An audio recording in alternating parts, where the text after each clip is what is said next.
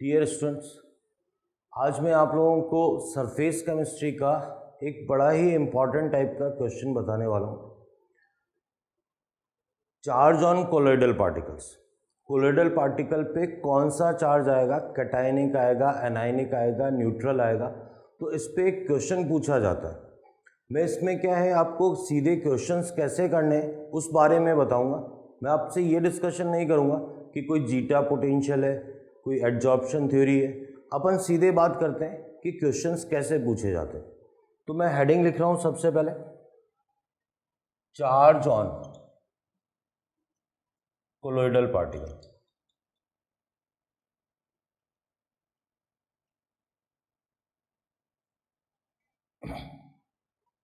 देखिए इसमें क्या है, दो कैटेगरी के क्वेश्चन बनते हैं, दोनों ही पूछे जाते हैं। जो टाइप ए है वो बहुत ही आसान सा है, तो अपन सबसे पहले टाइप ए की बात करते हैं इसमें क्वेश्चन की। इसमें आपको क्या है, ऑलरेडी प्रेसिपिटेट दे रखा होगा, फ्रेशली प्रिपेयर्ड प्रेसिपिटेट या प्रेसिपिटेट गिवन होगा। तो क्वेश्चन किस फॉर्म में पूछा जाएगा, सीधे क्वेश्चन ये पूछा जाएगा, determine the charge on colloidal particle in given cases.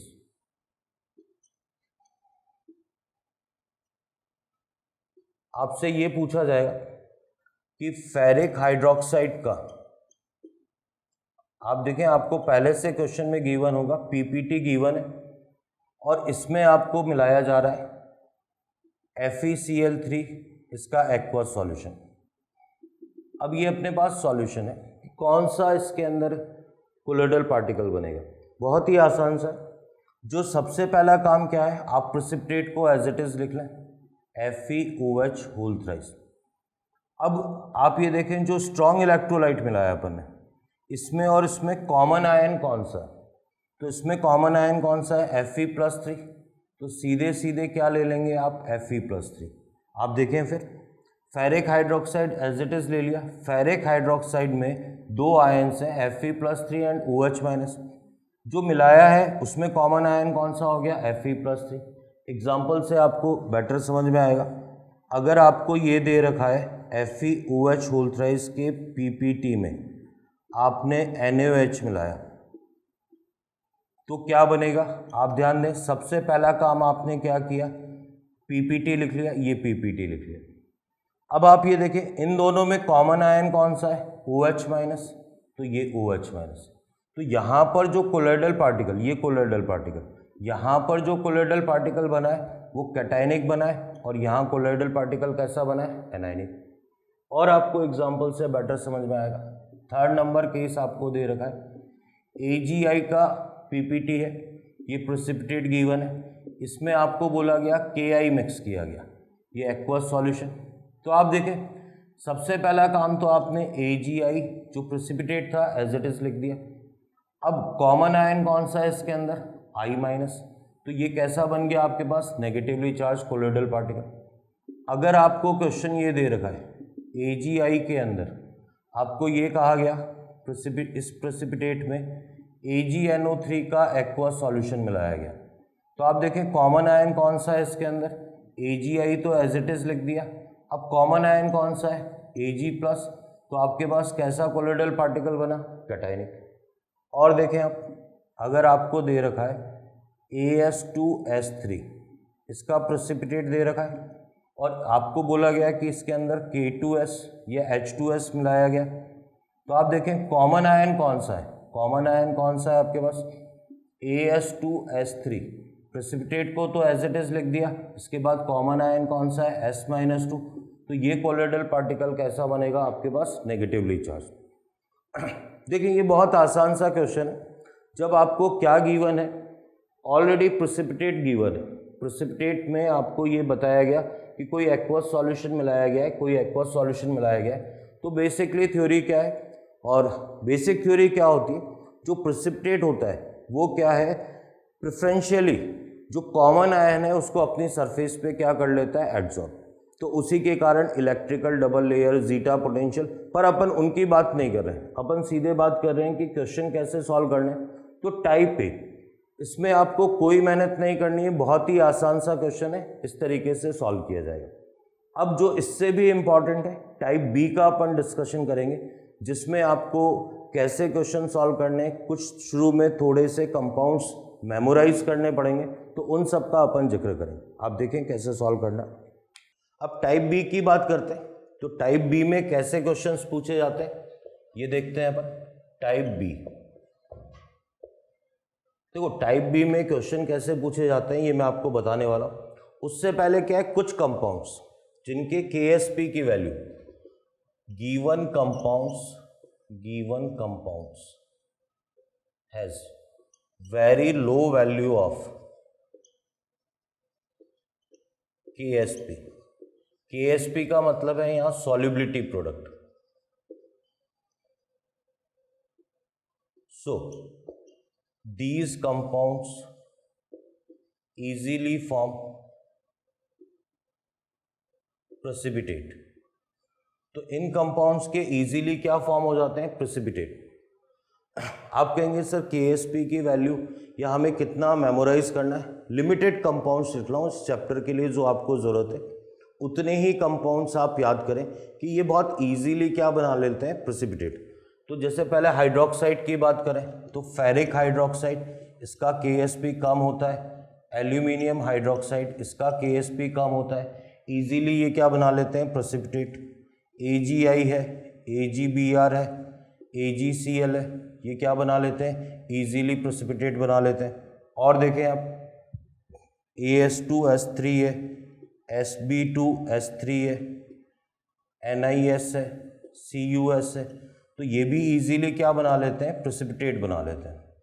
तो आपको कुछ नहीं, बहुत थोड़ा सा, एक तो सिल्वर के हैलाइड्स, हाइड्रोक्साइड और कुछ सल्फाइड्स, इनको मेमोराइज करना है। मैं M लिख रहा हूँ, मीन्स इनको मेमोराइज करें। इससे क्या होगा, आपका क्वेश्चन बहुत ही ईजी हो जाएगा। फिर आप एक और छोटी सी बात याद करेंगे कि स्ट्रॉन्ग इलेक्ट्रोलाइट्स, ये स्ट्रॉन्ग इलेक्ट्रोलाइट्स क्या होते हैं, जिनका अप्रॉक्सीमेटली कितना अल्फा कितना होता है, 100%, जो एक्वस सॉल्यूशन के अंदर ऑलमोस्ट पूरा का पूरा क्या हो जाते हैं, आयोनाइज्ड।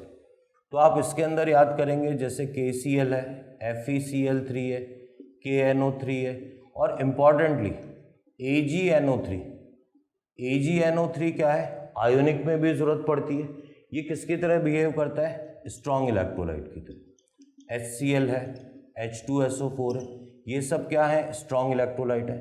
NaOH है, ये भी क्या है, स्ट्रॉन्ग इलेक्ट्रोलाइट है।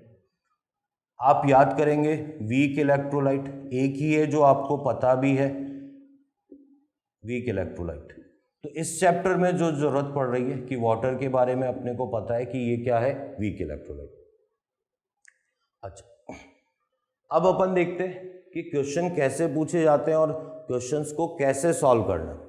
आपसे क्वेश्चन ये पूछा जाएगा, क्वेश्चन तो किस तरीके से पूछा जाता है, when Ki is mixed in AgNO3 solution। ये जो लैंग्वेज है ये NCERT की लैंग्वेज है। अब देखो इसमें आपको अपने आप आइडेंटिफाई करना है। यहाँ आपको देखना पड़ेगा कि कोई एक एक्सेस में है और दूसरा क्या है, लिमिटेड क्वांटिटी में। तो AgNO3 का एक्वस सॉल्यूशन था, अगर आपने Ki मिलाया तो एक्सेस में कौन सा है, AgNO3। तो क्वेश्चन ऐसा भी हो सकता है एग्जाम में क्लियरली बोला गया हो, when Ki is mixed with excess of AgNO3। तो देखो ये वेल डिफाइंड क्वेश्चन है, ये वेल डिफाइंड क्वेश्चन है। पहले वाले में इसमें साफ साफ दे रखा है कि AgNO3 एक्सेस में है, पर पहले वाले पार्ट में क्या है, आपको खुद को आइडेंटिफाई करना है कि क्वेश्चन का मतलब ही ये है कि AgNO3 यहाँ पर किस में होगा, एक्सेस में। फिर बात करें अपन इसी में, ये इस तरीके से दे सकता है कि Ki प्लस AgNO3 को मिक्स किया गया। अब कोई क्वांटिटी दे रखी है, इसने 0.2 m और 100 ml दे रखा है। इसने दे रखा है 0.1 m एंड 500 ml। तो आप देखें जिसके लिए m और v ml इसका मल्टीपल, तो यहाँ 20 आ रहा है, यहाँ पर कितना आ रहा है आपके पास 50 आ रहा है। तो ज़्यादा कौन सा है आपके पास, ये वाला, मतलब AgNO3 किस में है, एक्सेस में। अब आप ध्यान दें, एक तरीके से क्वेश्चन को 3 टाइप से पूछा गया है। या तो आपको हिडन फॉर्म में दे रखा है AgNO3 एक्सेस में, साफ साफ दे रखा है कि AgNO3 किस में है, एक्सेस में, या क्वांटिटी के हिसाब से आपको दे रखा है कि AgNO3 यहाँ पर एक्सेस में।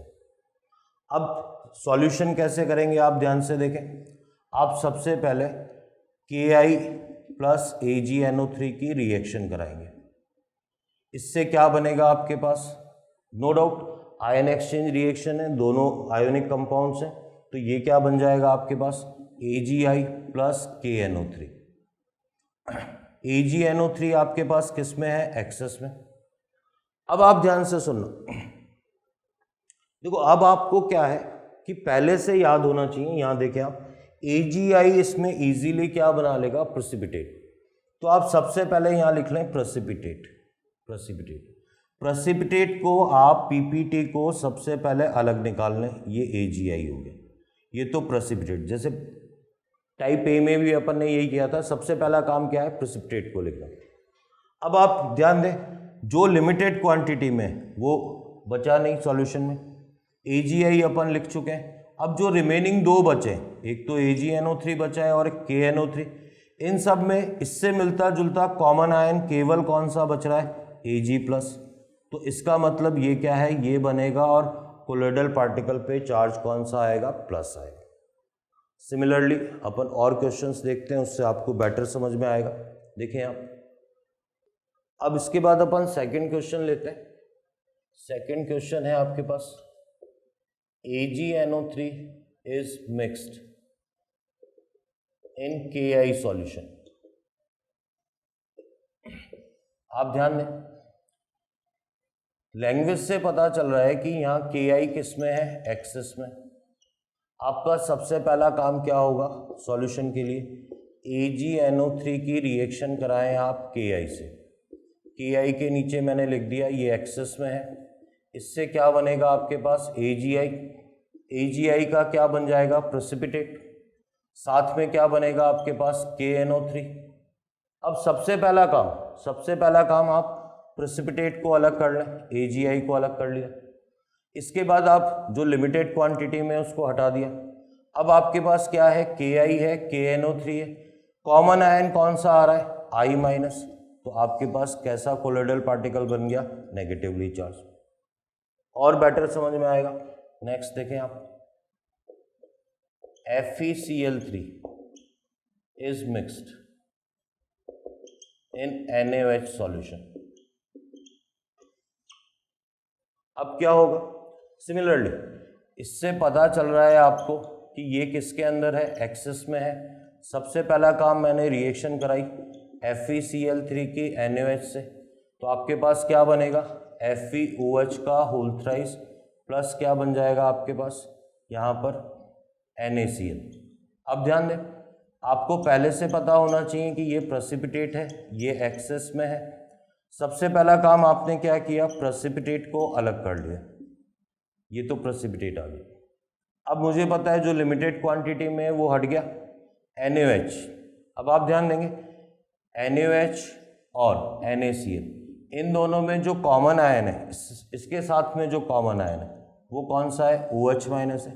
तो यहाँ पर आपके पास कौन सा बनेगा, फेरिक हाइड्रोक्साइड एनायनिक बनेगा। आगे देखते हैं। और अब जो मैं 4th नंबर क्वेश्चन ले रहा हूँ, ये NCERT में गिवन है, आप ध्यान से देख लेना। इन चैप्टर के अंदर गिवन है और बड़ा ही इम्पॉर्टेंट है।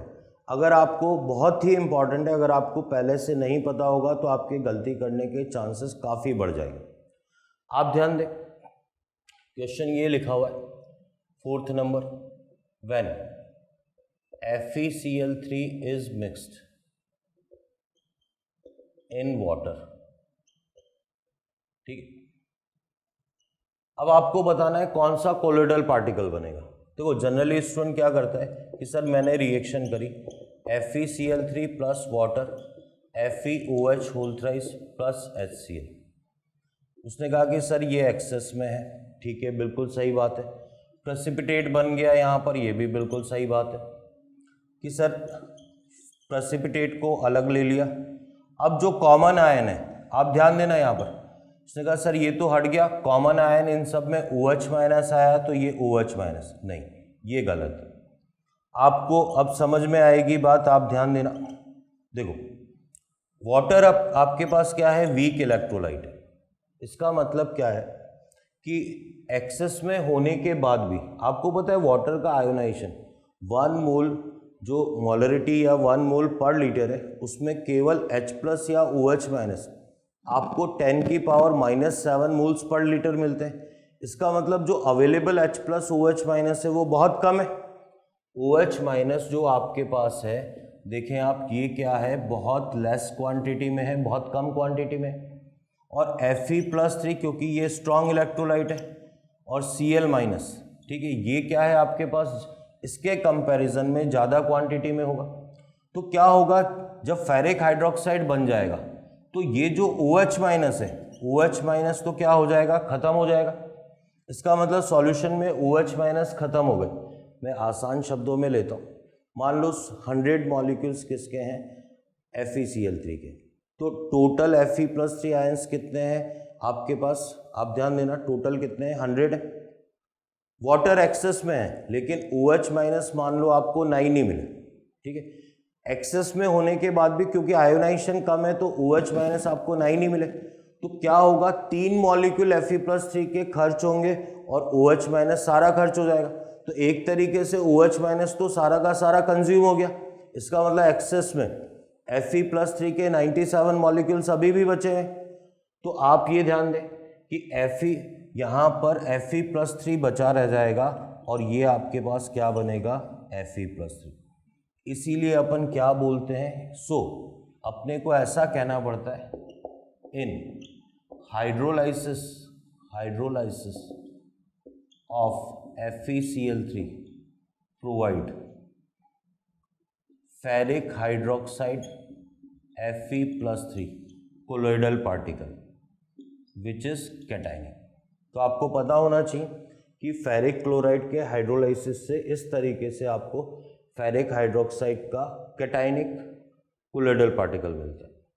फिर अपन बात करें, एक्स्ट्रा की बात करें, तो कुछ ये भी ध्यान रखना है आपको। जैसे क्या है, एक क्वेश्चन ये है, when AS2O3 is mixed with H2S, तो यहाँ पर H2S किस में है आपके पास, एक्सेस में है, तो क्या होगा, AS2O3 से प्लस H2S, इससे क्या बन जाएगा आपके पास, AS2S3। आपको पता होना चाहिए PPT ये है, एक्सेस में ये है, तो इसके बाद क्या बनेगा, AS2S3, और साथ में यहाँ पर ये दोनों ही वीक इलेक्ट्रोलाइट है, इस कारण से क्या होता है, ये एक्सेस में है तो ये आपके पास क्या बन जाएगा, यहाँ पर S-2, क्योंकि ये एक्सेस में है तो आपके पास एनायनिक बन जाएगा। और देखें आप, ये आपको ध्यान रखना है, SnO2,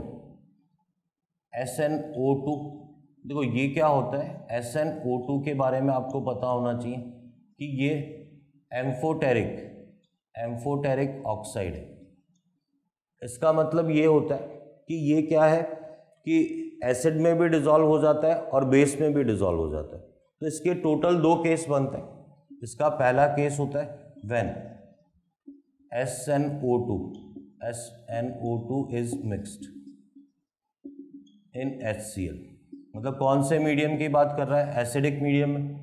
तो आप ध्यान दें, SnO2 HCl से रिएक्शन करके Sn क्या बना लेगा आपके पास, SnCl2 बना, ऑक्सीडेशन नंबर सेम रहेगा, SnCl4 बना लेगा, प्लस क्या बना लेगा आपके पास, H2O। अब आप ध्यान दें, इसमें आपको ये ध्यान रखना है कि SnO2 वैसे ही बहुत लेस सॉल्युबल होता है, लेस सॉल्युबल, तो यहाँ पर ये ऑलरेडी प्रेसिपिटेट की फॉर्म में होता है, तो थोड़ा सा स्पेशल केस है, आप ध्यान रखें। तो SnO2 और यहाँ पर जो इसी का कॉमन है Sn+4, तो आपके पास ये कैसा बनता है, कैटाइनिक। अगर इसी में क्या बोले SnO2 is mixed in NaOH, तब आपको क्या करना है, SnO2 NaOH से रिएक्शन करके ये बनाता है SnO3 -2 और साथ में बनाता है ये NaOH, ये बनाता है Na2SnO3 प्लस यहाँ पर बन जाएगा आपके पास वाटर। अब ध्यान दें, क्योंकि ये एम्फोटेरिक ऑक्साइड है इसलिए HCl में भी डिजॉल्व हो जाता है और NaOH में भी डिजॉल्व हो जाता है, और जो आपके पास कोलोइडल बनता है SnO2 SnO3 -2। देखो मैं आपको बताता हूँ, है बहुत कोई कॉम्प्लिकेटेड बात नहीं है, आसान सी बात है। SnO2 आपको ध्यान रखना है, ये खुद प्रेसिपिटेट की फॉर्म में होता है। HCl में डिजॉल्व होने के बाद यहाँ पर जो कॉमन आयन है, आप ध्यान से देखेंगे तो यहाँ Sn किस फॉर्म में, +4 में, तो Sn+4 से अटैच्ड हो जाता है। इसके बाद जो बनता है यहाँ पर अगर आप ध्यान से देखेंगे तो SnO3 -2, यहाँ पर भी Sn का ऑक्सीडेशन नंबर कितना है, +4, तो एक तरीके से ये इसका कॉमन आयन ही। तो इस तरीके से ये पहले वाले केस में तो कैटाइनिक कोलोइडल पार्टिकल बनाता है, जबकि बेसिक मीडियम में ये कैसा बनाता है, एनायनिक कोलोइडल पार्टिकल। तो इसको यहाँ फिनिश करते हैं। एक पर्टिकुलर टाइप को अपन ने कंप्लीट किया है। शुरू के जो आपके पास 4 और 5 क्वेश्चंस, इसको अपन 5 नंबर डाल देते हैं। ये बिल्कुल सिस्टमेटिक है, इसमें कोई दिक्कत नहीं है। SnO2 के एसिडिक मीडियम और SnO2 के बेसिक मीडियम में किस तरीके से और कौन से प्रेसिपिटेट बनेंगे, ये आप थोड़ा सा मेमोराइज करें। ओके।